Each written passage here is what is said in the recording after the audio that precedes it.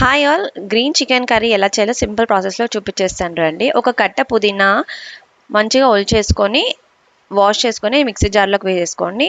ఇప్పుడు కొత్తిమీర కూడా 2 కట్టలు తీసుకొని నీట్గా వాష్ చేసుకొని మిక్సీ జార్లోకి వేసేసుకోండి. 1:2 రేషియోలో ఉండాలి పుదీనా కొత్తిమీర. మన కారంకి సరిపడా పచ్చిమిర్చి, 1 స్పూన్ జీలకర్ర, హాఫ్ లెమన్ స్క్వీజ్ చేసుకొని వేసేసుకోండి. గ్రైండ్ చేసుకుందాం పేస్ట్. దీంట్లోనే 1 కప్పు కర్డ్ కూడా వేయండి. వాటర్ ఏం యాడ్ చేయ అవసరం లేదు. పేస్ట్ చూడండి ఎంత స్మూత్గా అవుతుందో.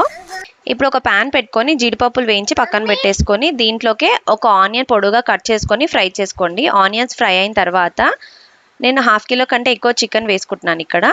చికెన్ వేసుకొని కొంచెం కుక్ అయిన తర్వాత పసుపు అలాగే 1 స్పూన్ ఉప్పు కూడా వేసుకొని చికెన్ అనేది మంచిగా రోస్ట్ చేసుకోండి. చికెన్ కుక్ అయిన తర్వాత అల్లం వెల్లుల్లి పేస్ట్ వేసుకొని ఫ్రై చేసుకోండి. ముందే వేస్తే అడుగు మాడుతుంది, అందుకని తర్వాత వేయండి.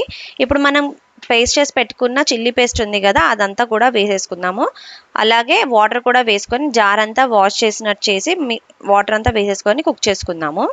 ఆయిల్ అంతా పైకి వచ్చిన తర్వాత 1 స్పూన్ ధనియాల పొడి, హాఫ్ కంటే తక్కువ గరం మసాలా వేసుకొని ఒక 2 మినిట్స్ పాటు ఉడికించుకుందాము. కర్రీ రెడీ అయిపోతుంది.